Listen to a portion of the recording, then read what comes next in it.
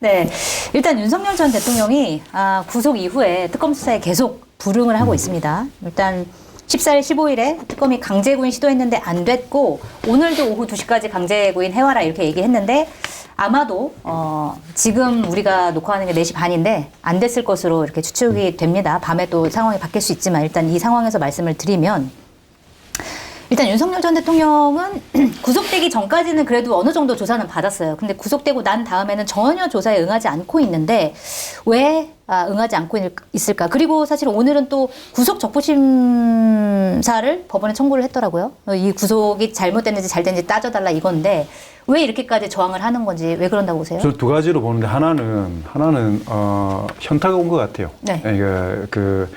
지금 삼중고에 시달리는 거 아닙니까? 개인적으로는 이 무더위에 네. 에어컨 없는 지난번 곳에서. 잠깐 구속이 됐었지만 평생 잡아 가두기만 하다가 본인이 들어간 거잖아요. 네. 그리고 더위, 실제로 다시 구속되어서 움직이지 못하는 상황, 이 부분들이 이제 현실적으로 오는 거일 테고, 그 다음에 내부적으로는 국힘이 무너지는 것, 네. 그 다음에 측근이 돌아서는 것, 이런 것들을 지금 매일매일 경험하고 있지 않습니까? 마지막으로는 이재명 정부가 잘 나가거든요, 지금요. 네. 이 세 가지 때문에 내가 살아남을 수 있느냐라는 멘탈 붕괴, 현실을 정확하게 인식하는 과정에 있어서의 스스로 깨달을 시간이 필요하다는 거 하나 하고, 그다음에 또 하나는 그럼에도 불구하고 승부사 기질이 있기 때문에 네. 이 국면을 어떻게 차고 나갈 거냐. 지금처럼 버티면은 두 가지 아닙니까? 환호하는 쪽은 역시 강단이 있네, 안 죽었네. 또 하나는 이렇게 있다가 살 빠지지 않겠습니까? 지금 그 안에서. 그러니까 살 빠진다는 말은 무슨 말이냐면 어쩔 수 없이 그 고립된 공간에서 초췌한 모습으로 이게 하루하루 지나갈 수밖에 없을 거라고 생각합니다. 그 이후에 그 노출이 됐을 경우에 핍박받는 모습들, 끊임없이 강제로라도 하려고 하는 그런데 당하는 모습. 네. 이 두 가지를 가지고 다른 기회를 볼 수 있는 이렇게 도약의 디딤돌을 하나 하려고 그렇죠, 하는 여론전. 그렇죠. 두 가지 점은 근데 저는 전자가 사실은 네. 윤석열 대통령이 아무리 해도 이미 이제 차포 다 떨어지고 아무것도 없는 거잖아요. 이제 본인이 저는 자각할 거라고 생각합니다. 지금 그냥 비명을 지르고 있는 거라고 생각이 듭니다. 비명을 지르고 있다. 네. 뭐 구속적부심은 뭐 피의자의 법적 권리죠. 네. 뭐 그거야 뭐 그럴 수 있는 겁니다. 어차피 뭐 100% 기각될 거라고 보지만 또 가만히 있으면 뭐 합니까? 그런 거라도 해야죠. 그건 이해가 되고. 그런데 이제 저도 왜 그럴까 궁금했는데 네. 우리 장관님 말씀대로 포기한 것 같아요. 어차피 네. 뭐 보안이 무기징역까지는 그냥 가는 것 같다 이렇게 생각하는 것 같고 또 하나 이제 죄수복 네. 입고 남 앞에 보이기가 싫은 것 같습니다. 네. 그래서 이제 저렇게 버티고 있는 거다. 이제 이렇게 생각이 되고요. 근데 이게 참 저도 이제 내일 아침 신문에 무슨 칼럼을 좀 쓰다가 뭘 쓸까 이렇게 고민을 하다가 이게 모든 사람들이 다 지금 윤석열, 김건희 욕을 해요. 네. 3년 전에 찍었던 사람이 욕을 더 하더라고요. 민망하니까. 뭐 그런다고 3년 전에 윤석열 후보 찍었던 분들의 그 죄가 없어지는 건 아닙니다. 책임져야 되고요. 네. 근데 이게 과연 윤석열이라는 자연인 한 사람이 이 모든 상황을 다 책임져야 되는지에 대해서 전 좀 의문이 있어요. 이를테면 이미 그 정치인으로서 좀 문제가 있다. 평생 검사하는 사람이 어떻게 대통령을 하느냐. 또 김건희 여사가 여러 가지 문제가 있다. 학력도 문제가 있고 뭐 논문도 뭐 유지 뭐 이런 네. 것도 쓰고 그 순 엉터리다. 이거 대선 전에 다 우리가 알고 있었잖아요. 그런데도 대통령으로 뽑았잖아요. 네. 그 전에 또 이런 보수 기득권 세력에서는 만들었잖아요. 후보로 만들었죠. 대선 후보로. 네. 그래갖고 홍준표 후보가 여론조사는 또 높게 나왔는데 국민의힘 당원들이 홍준표로는 불안해. 그러니까 그냥 윤석열 해서 후보 만들어서 대통령 만든 거 아니에요? 네, 그렇죠. 뭐 그런 겁니다. 그래서 전 우리 이 국민 전체 또는 최소한 좀 좁게 잡아도 3년 전에 윤석열 후보 찍은 사람들, 유권자들의 약간의 성찰도 좀 필요하다고 생각을 해요. 그래서 네. 물론 이 책임 대부분은 이제 윤석열 전 대통령이 져야 되지만, 야, 이런 성찰 반성하지 않으면 앞으로 또 이런 이상한 사람 대통령으로 또 뽑을 수가 있습니다. 그래서 좀 우리 자성을 했으면 좋겠다. 네. 이제 이런 내용을. 네, 그분들의 성찰도 필요하고, 그분들의 성찰도 필요하고요. 네. 계엄 났을 때 이재명 당시 그 당대표가 글 적은 것 중에 빚진 자의 마음으로 이 계엄 뚫어내겠다 이야기했었는데 거기서 이 괴물 정부가 만들어진 가장 큰 책임이 본인에게 있다. 이게 제가 무슨 말씀을 드리려고 하냐면 민주당 잘하지 못하면 언제든지 넘어갈 수 있다라는 거에 대해 가지고 그래서 이 괴물 정권이 만들어져서 얼마나 나라의 것들이 많이 무너졌습니까? 게다가 지금은 민주당은 상대평가를 받는 게 아니고 절대평가를 받고 있는 상황이기 때문에 더더군다나 이거를 그냥 저기보다 낫다라는 게 아니고 진짜 잘해야 되는 타임이거든요. 네. 그래서 그걸 좀 바짝 긴장했으면 좋겠다라는 생각이 들고 지금 말씀하신 것과 관련돼서 아까 조사에서 잠깐 말씀을 드리자면 KSY 조사. 특검 잘하고 있냐? 50.0%가 잘하고 있다. 네. 그다음에 30.7%가 잘 못하고 있다. 이게 뭐 잘 못하고 있다는 두 가지인 것 같아요. 좀 더 세게 하라는 게 있을 거고 너무 하는 거 아니냐 이렇게 있을 겁니다. 근데 중도층에서 53%가 잘하고 있다고 했고요. 보수층에서 34.2%가 잘한다고 하고 있습니다. 네. 그러니까 그 말이 아까 말씀하셨던 것처럼 찍은 사람들 중에 내가 저것들 때문에 부끄러워서 이런 사람들이 지금 있다라는 거죠. 그러니까 사실 당 지지율보다 대통령 지지율이 더 높은 이유가 사실 그런 거지 않습니까? 뭐 그거는 유의해서 볼 지점이라고 생각합니다. 네.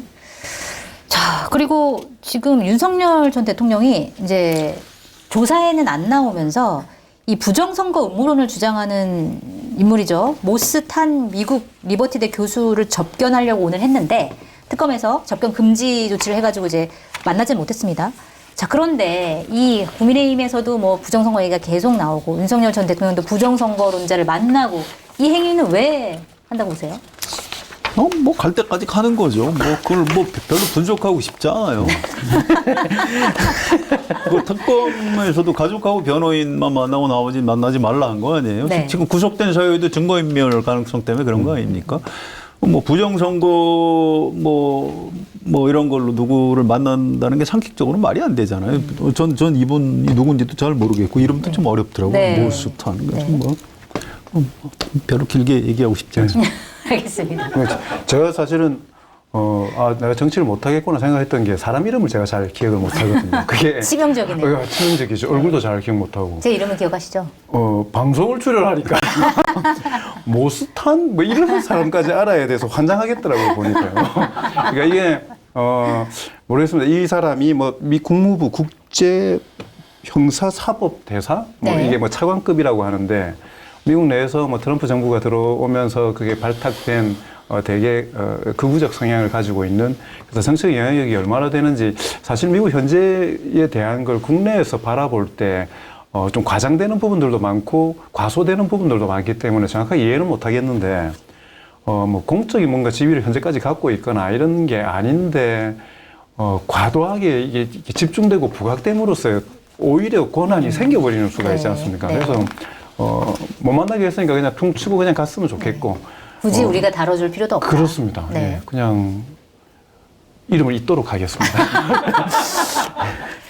알겠습니다. 어쨌든 윤석열 전 대통령은 조사를 거부하고 있고 그다음에 강제 구인도 사실은 뭐 사지를 들고 가는 것도 법적으로 또 문제가 있을 수도 있다고 하고 무거워서 나오기도 어렵고. 여러 가지로 지금 문제가 있는 상황에서 조사가 안 된다고 하면 그냥 바로 기소할 수도 있다 이런 이제 얘기까지 나오는데 그냥 바로 기소할 가능성이 크다고 보세요? 어떻게 보세요? 저는 그러니까 지금 그 특검의 전략 판단이나 신속성 이걸 보면 저는 그 구치소를 방문해가지고 조사하는 것까지도 저는 해볼 수 있다라고 생각합니다. 특검은 근데 방문 조사는 안 한다는 입장. 근데 한번 보시죠. 그러니까 저는 체포영장을 던져놓고 그게 기각되어서 출석을 하게 만드는 물론 결과적인 것인지 모르겠지만 전략적 판단을 했고 네. 재구속 이게 사실 정광석화처럼 해냈지 않습니까? 보니까 여론의 추이를 가장 잘 알고 타이밍을 잘 아는 특검인 것 같아요. 네. 그렇다면 지금 하고 있는 모든 거는 나뭇잎 하나라도 다 끌어모아가지고 지금 군부를 세게 짚힐 수 있는 분위기들을 만들어가고 있는 상황이기 때문에 이쪽에서 최선을 다하면 저쪽에서는 최악의 행위를 하고 있다는 게 더 비교가 될 거라고 생각이 듭니다. 모로가나 사실은 조사하는 게 중요한 거고 방문한다고 해서 조사 협조적이겠습니까? 하나씩 하나씩 더 쌓는 거죠. 그렇게 되면 더 이상 물러설 데가 없을 때 명분을 갖고 치지 않을까 하는 생각이 듭니다. 네, 방문 조사까지도 할 수 있어요. 방문 조사 할 겁니다. 저도 그래요? 그게 나중에 법정에 가서 판사가 물어볼 거 아니에요. 피고인은 왜 그 소환 조사에 응하지 않았습니까? 그럼 뭐 저 몸도 아프고 뭐 알겠고. 근데 특검은 왜 조사하러 가지도 않았어요? 이제 이렇게 되면 곤란하거든요. 네. 최소한 이제 거기서 설명을 해야 되는 겁니다. 우리가 마지막에 하다 안 돼서 갔는데도 진술을 거부하더라. 그래서 못 받았습니다. 그러면 이제 이 판사도 심정 형성을 할 때, 이 피고인이 중대한 문제가 있구나. 이렇게 되는 거죠. 네. 그래서 이거는 이 수싸움인데 지금 이제 장관님이나 저하고 한 얘기가 이미 법조인들이 다 하는 얘기입니다. 그래서 제가 그걸 알고 있단 말입니까? 법을 모르는데.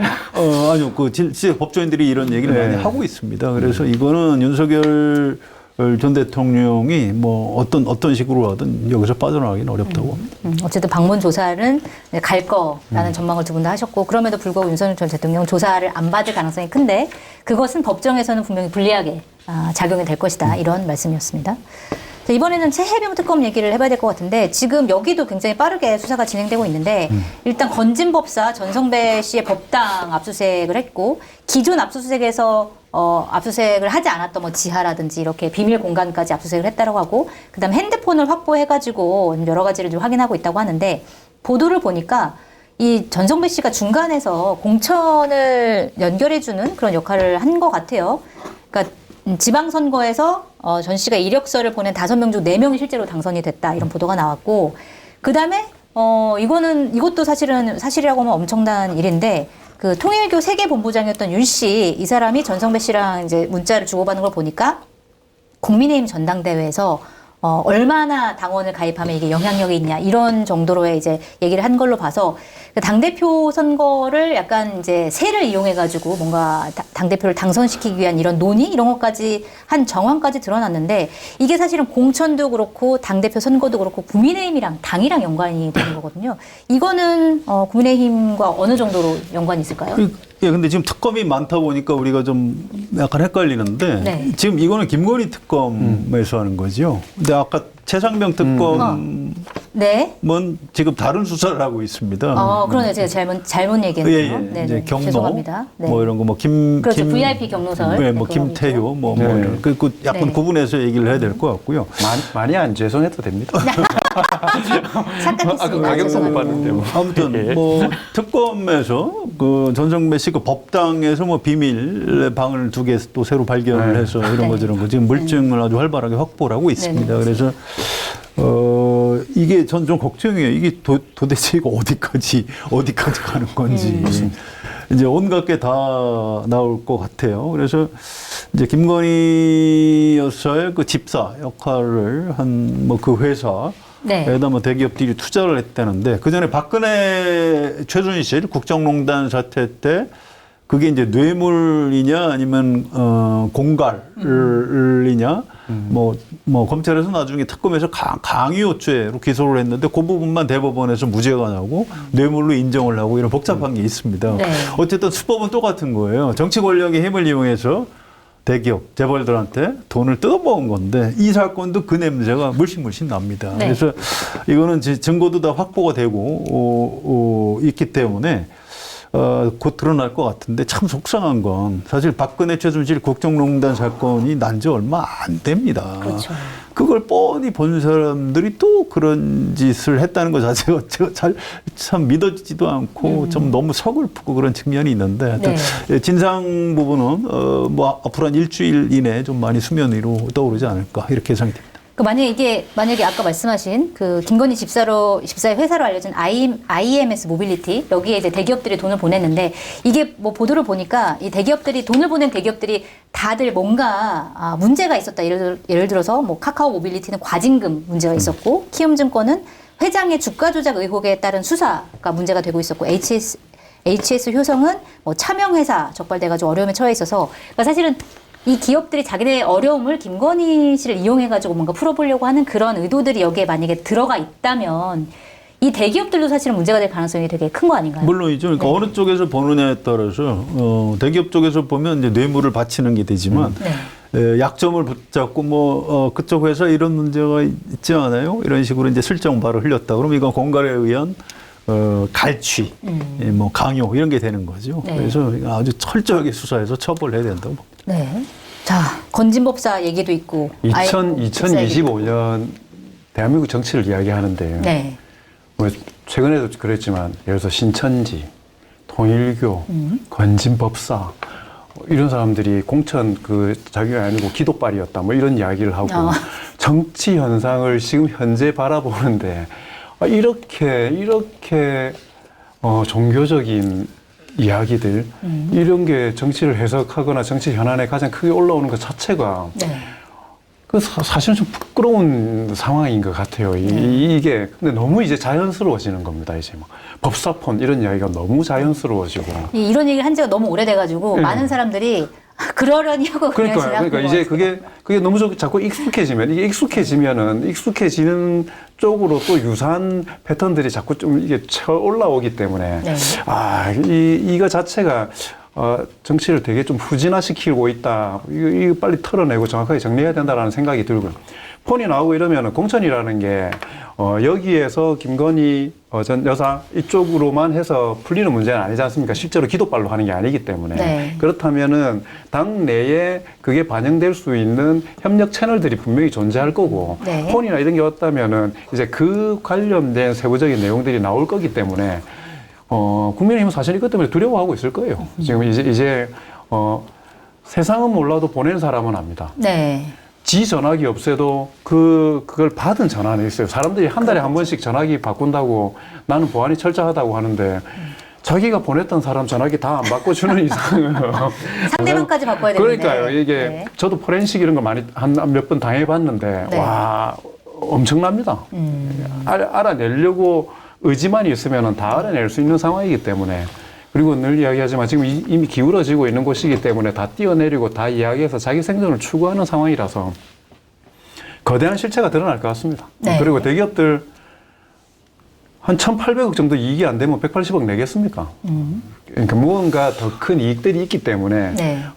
서로의 이해관계가 부합하니까 하는 거죠. 그래서 한 번은 정상화를 위해서 다 걷어내야 될 타임이라고 생각합니다.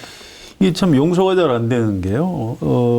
이를테면 박근혜 전 대통령 공천 개입했다고 해서 수사에서 했던 서울중앙지검장이 네. 그때 윤석열 검사였습니다. 그런데 그렇게 해서 징역 2년인가 별도로 받았는데 자기가 수사한 사람이 자기하고 똑같은 부인이 공천 개입하는 건 문제가 안 될 거라고 했다는 게 전 참 믿어지지가 않고요. 네. 안 들킬 거라고 생각했겠죠.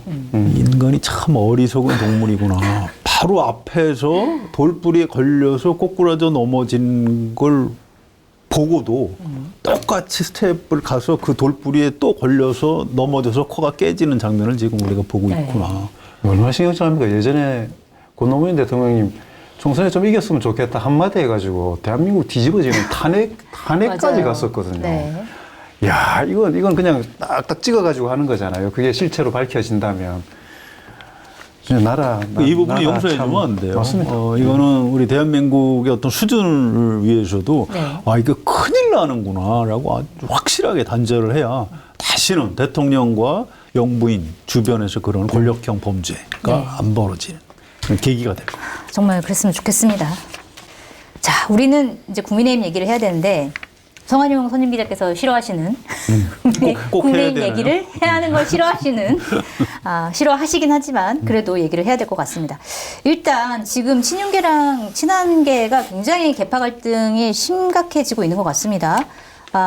일단 사건은 이거예요. 김종혁 전 국민의힘 최고위원이 지난 5월에 당대표 이제 당 대선 후보를 교체하려고 했던 그 시점에 당시 지도부가 당시 이제 교체하려고 했었던 한덕수 전 총리를 위해서 당에서 100억 원이 넘는 돈을 지출했다는 소문이 있다. 이렇게 얘기를 했습니다. 그러니까 그때 이제 후보 교체가 막 되려고 했을 때 한덕수 총리가 뭐 미리 사진도 찍고 뭐 옷도 만들고 뭐 이러려고 만약에 돈을 쓴 거 아니냐 이런 이제 의혹을 제기를 한 건데 이거에 대해서 이제 당시 비대위원장이었던 권영세 의원이 사실이 아니다. 김종혁 전 최고위원 고발하겠다 이렇게 얘기를 했습니다. 자, 그런데 좀 궁금해요. 실제로 100억 원이나 쓸 수 있는 것인지 그런 것도 좀 궁금하고. 그렇죠. 왜 이런 갈등이 벌어진 건지. 네. 선거 농복이나 이런 거 듣는데 저는 이거는 아닐 것 같아요. 그러니까 그 정도 금액이 지출이 되었는데 네. 그 한 사람이 그냥 이렇게 가방에 싸들고 이렇게 주는 게 아니잖아요. 그렇죠. 다 기록이 남을 텐데. 네, 그렇기 때문에 그리고 김문수 후보가 처음에 대선 그 선거운동할 때 이름이 안 찍히고 번호만 찍혀 있고 뭐 이런 여러 가지 우스운 꼴들이 있었지 않습니까? 네. 그 말은 누가 되느냐에 따라 하기 위해서 발주를 미리 내놨을 가능성은 있죠. 왜냐하면 당장 들어가야 되는 거니까. 근데 더 웃긴 꼴은 뭐냐면 이걸 100몇십억을 그걸 위해 썼다라는 거를 공공연하게 SNS에서 이야기한다는 것. 네. 이건 그냥 그러면은 아니면은 아니라는 거 밝히세요. 이거지 않습니까? 네. 이거는 뭐냐면 그냥 싸우자는 거거든요. 그냥 그냥 시비 거는 거거든요. 사실. 네. 내부에서 이미 감정선이 거기까지 가 있다는 거기 때문에 약간 차분하게 가기 위해서 아까 조사 결과 중에 하나를 말씀을 드리면 네. 정당 지지도에서 더불어민주당이 49.1%, 국민의힘이 25.3%였습니다. 근데 거기서 네. 보수층에서 국민의힘 지지율이 54.2%입니다. 네. 떨어져 나가는 거예요, 지금요. 거기서 국민의힘 혁신이 기대하냐, 기대하지 않냐, 기대하지 않는다가 65.6%, 보수층에서 기대 안 된다 55%, 국민의힘 지지층에서조차 기대된다가 40.5%, 기대되지 않는다가 36.1%, 거의 비슷해요. 그러니까 네. 지지자들이 뛰어내리지는 못하는데 지지하지 않는 겁니다. 어떤 관심도 없는 거고. 네. 게다가 지금의 아까 말씀드렸던 것처럼 100몇십억 쓰지 않았냐라고 이게 막싸움을 하자는 거기 때문에 저는 이게 한 지붕 안에 이게 진짜 실제로 있을 수 있는 건가? 전 대선 기간부터 잘못됐을 경우에 이게 분당 여러 가지 가능성들이 있을 것 같은데 네. 지금 이런 상황에서도 김문수 후보가 만약에 출마한다면 김문수 전 후보가 출마하면 당선 가능성이 높은 거지 않습니까? 지금 지지율이 가장 높다고. 같이 살 수 있겠습니까? 못 삽니다. 네. 근데 만약에 소위 말하면 뭐 한동훈 대표가 됐건 친한 그쪽에 가능성이 있다라고 하면 친윤이 가만히 있겠습니까? 대선 후보를 바꿨던 사람들이에요. 네. 당대표 뽑혔는데 바꿔버리려고 할지도 모릅니다. 둘이 어떻게 같이 지낼 수 있겠습니까? 그래서 저는 거기다가 남아있는 갈라먹을 게 너무 적어지고 있잖아요. 네. 10%대까지 가는 데도 있고. 지지율이 너무 지금 그냥 낮아지니까. 되게 이제 극단적 상황으로 몰려가고 있는 것 같아요. 분당 가능성까지. 저는 그것까지도 있을 수 있다고 생각합니다. 네. 검증된 상품을 인터넷 최저가보다 저렴하게 판매하고 있는 마켓타니 쇼핑몰에서 지금이 가장 아삭하고 향긋한 딱딱이 복숭아를 준비했습니다. 물렁한 복숭아보다는 사과처럼 단단한 복숭아 좋아하시는 분들은 과일 전문가들이 2차 선별해서 맛이 뛰어난 딱딱 복숭아를 저렴한 가격에 맛보시길 바랍니다. 놀라운 기능과 압도적 가성비로 유명해진 브랜드 A2 제품 중에서도 가장 많이 팔리는 하이엔드급 에어5 프로 A2 초경량 공기전도 블루투스 이어폰, 이것도 특가로 만나보시기 바랍니다. 주문 방법은 유튜브 화면 좌측 하단을 클릭하시거나 포털에서 마켓타니를 검색하시면 됩니다. 글쎄, 분당도 힘이 있어야 쪼개지는 건데. 참 길게 말했는데. 그냥 한마디로 정리. 안 할 것 같네요. 아니, 힘이 없네, 힘이. 분당할 힘이 에너지가 분당도 없어요. 에너지가 있어야 되고 열정이 있어야 되는데 그런 열정도 지금 다 사그라든 것 아닌가 이런 생각이 들고요. 김종혁 전 최고위원이 뭐 한동훈계고 뭐 권영세 비대위원장 또 쌍권 이렇게 해서 뭐 친한동훈 대 친윤. 네. 네, 뭐 근데 그건 지금 본질이 아니에요. 그게 본질이 아니고. 본질이 아니고 어떤 게 본질인가요? 네, 그러니까 어제 그제 그 윤상현 의원이 무슨 리셋 코리아 국민운동 맞습니다. 보고 발대시고 이제 윤 네. 어게인, 그러니까 윤석열 다시 뭐 나와라 뭐 이런.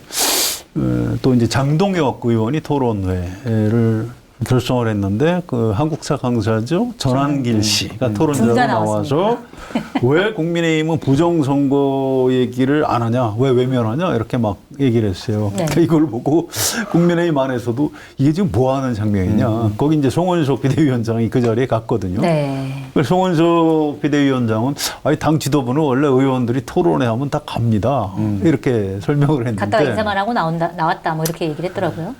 얼마나 답답하면 조선일보가 오늘 아침에 사설을 썼더라고요. 국힘 지도부 윤 어게인 참석, 민심 외면도 정도가 있다. 이게 조선일보 사설이에요. 네. 얼마나 기가 막히면 이런 사설을 썼겠습니까? 여기다 이제 오늘 오후에 또 윤희숙 안철수 전 의원 안철수 의원이 비대 혁신위원장 하다가 그만뒀잖아요. 네. 그다음에 또 시킨 사람이 윤희숙 전 의원. 이분은 뭐 친한동계도 아니에요. 이분은 뭐 쌍권에 대해서 별로 인적 청산 얘기도 안 했는데 윤희숙 새로 된 혁신위원장이 뭐 혁신 좀 해야 되는 것 아니야 했는데 이른바 친윤들이 거절을 했어요. 네. 안 된다. 뭐 사과해야 된다고 했더니 뭐 사과 뭐 하면 되냐. 사과만 하면 탄핵 뭐 이런 거에 대해서 네. 사과를 왜 하냐 이렇게 나오니까 윤희숙 전 의원도 화가 났어요. 네. 나경원, 윤상현, 장동혁, 송원석 네. 그러니까 네 사람 이름을 찍어서 스스로 거취를 밝혀라. 아, 이렇게 세네요. 얘기했습니다. 네. 그래서 지금 대표 출마하겠네. 아니, 거취를 밝히라는 게 근데 무슨 의미일까요? 기자들이 계속 물어보는 거죠. 네. 이제 윤희숙 혁신위원장한테 거취를 밝히라는 게 무슨 얘기입니까? 지금 의원직 사퇴를 요구하는 겁니까? 아니면 네. 불출마를 요구하는 겁니까? 아니면 뭐 뭡니까? 당직 사퇴냐? 당직 사퇴를 요구하는 네. 거냐? 아직 이 시간까지 자세히 얘기 안 하고 네. 스스로 거취를 밝히라고 제가 요구한 겁니다. 그러니까 싸움이 점점 커지고 있어요. 네. 그래서 이게 좀 이 원래 윤희숙 혁신위원장이 혁신 의지가 그렇게 강하지 않았는데 네. 친윤 쪽에서 그나마도 이제 못하게 하면서 이제 싸움이 커지는 이런 양상입니다. 다음 주에는 조금 더 진전된 얘기를 할 수 있지 않을까 이렇게 예상이 됩니다. 알겠습니다. 어쨌든 뭐 혁신이가 활동을 하고 있긴 하지만 뭐 전당대회 국면으로 가냐 마냐 뭐 이런 얘기가 지금 나오고 있는데 혁신을 뭐 우리 가요 중에 사랑은 아무나 하나 뭐 네. 그런 노래 있죠. 혁신을 아무나 하나. 그래서 이런 생각이 날 정도로 참 쉽지가 않다. 네. 이런 생각이 듭니다. 조금 더 뭔가 최신곡이 생각이 났었어야 되는데. 알겠습니다. 아, 지금 국민의힘은 그러니까 아까 뭐 여론조사에도 나왔지만 보수를 지지하는 이제 유권자들 입장에서 보기에도 굉장히 좀 안쓰러운 그런 상황인 것 같습니다. 이게 언제까지 갈지 좀 우리가 언제까지 이걸 얘기를 해야 될지 좀 답답한 상황이긴 한데 좀 어떻게든 변화가 있었으면 좋겠다 이런 생각을 하면서 오늘 공덕포차 마무리를 하도록 하겠습니다.